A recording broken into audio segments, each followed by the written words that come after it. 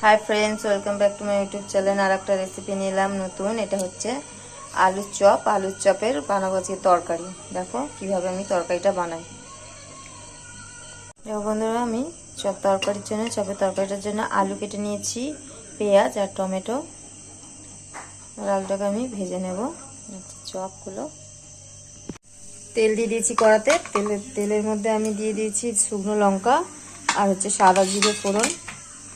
এবার আমি আলুগুলো ছেড়ে দেব।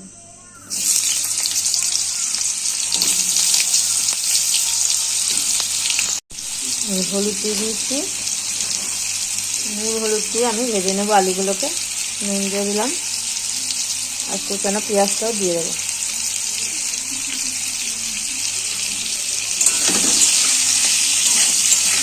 টমেটোটা দিয়ে দিয়েছি।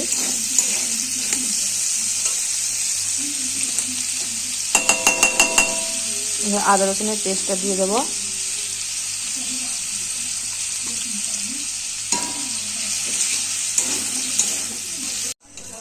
লঙ্কার গুঁড়ো, হলুদ গুঁড়ো দিয়ে দিয়েছি। আর তোমার আদা রসুনের জিরে ধনে পেস্ট করাই আছে ওর সাথে।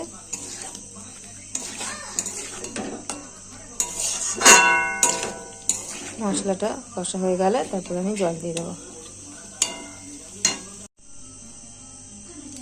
জল দিয়ে দিয়েছি।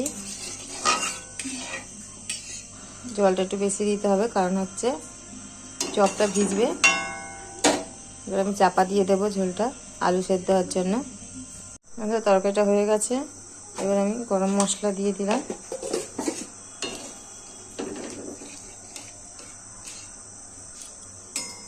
পর আমি চপটা দিয়ে দেবো। দেখো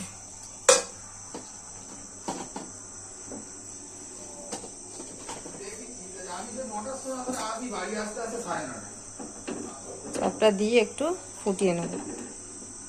বেশি ফোটাবো না, কিন্তু বেশি ফোটালে চপ পুরো নরম একদম হয়ে যাবে।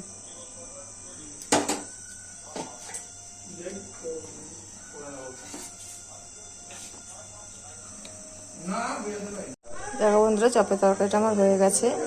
এভাবে বানিয়ে দেখুন, দারুণ হয় খেতে। এটা রুটি, পরোটা, ভাত সব দিয়ে খেতে পারবেন। দেখো বন্ধুরা, চপগুলো কিরকম ফুলে বড় বড় হয়ে গেছে।